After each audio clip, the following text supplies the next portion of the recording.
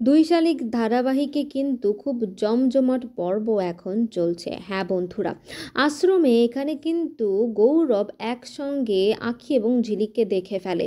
কিন্তু গৌরব যখন কাছে আসে তখন কিন্তু ঝিলিক তাকে বলে যে না, আপনি চশমার পাওয়ারটা মনে হয় ঠিক মতো করেননি, যে কারণে আপনি দুটো আঁখি দেখতে পাচ্ছেন, এখানে তো আর কেউ ছিল না।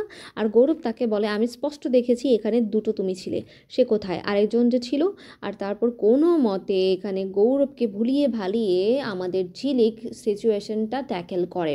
আর অপরদিকে বৃষ্টি ভেজা রাতে দেবা আর আঁখি কিন্তু খুব কাছাকাছি চলে এসেছে, তাদের দুজনের ভিতর কিন্তু খুব সুন্দর রোম্যান্টিক মোমেন্ট আমরা দেখতে পাচ্ছি। একে অপরের এত কাছাকাছি এসে দেবা এবং আঁখি কি তাদের মনের কথা প্রকাশ করবে নাকি করবে না, সেটা এখন অনেকটা ইন্টারেস্টিং হতে চলেছে। আসলে এই আশ্রমে অনেকগুলো ঘটনা তোমরা দেখতে পাবে সামনেও। তারা কিন্তু তাদের বাবার সঙ্গেও এখানে মুখোমুখি হতে চলেছে। তো তোমরা কতটুকু এক্সাইটেড নতুন পর্ব দেখার জন্য কমেন্ট করে অবশ্যই জানাও।